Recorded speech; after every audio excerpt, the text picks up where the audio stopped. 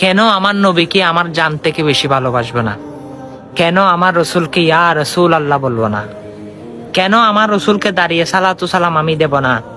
হাসরের ময়দানে যখন আপনি হিসাবের জন্য উলঙ্গ অবস্থায় দাঁড়িয়ে থাকবেন, তখন দুনিয়াতে সাপোর্ট করা নেতা আপনার পাশে দাঁড়াবে না।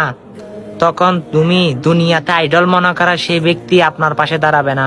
শুধু আপনার পাশে দাঁড়াবে আকা মুস্তাফা মুহাম্মদ রসুল্লাহ আহমদ রসুল্লাহ সাল্লাল্লাহু আলাইহি ওয়াসাল্লাম।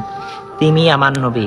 হ্যাঁ, তিনি আমার সাফাইয়াতের জন্য আল্লাহর দরবারে ইয়া হাবলি উম্মতি উম্মতি করবে। তাকে তো আমি ইয়া রাসূলুল্লাহ বলবো।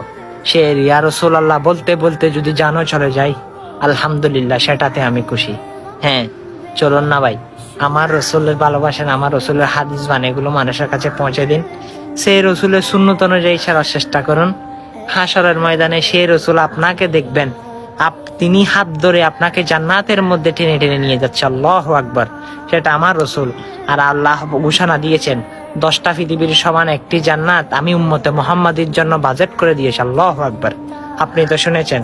এই বার্তাটা না হয় সকল মানুষকে দিয়ে জান্নাতের কথাটা সকলকে খুশি করে দেন। আমিন।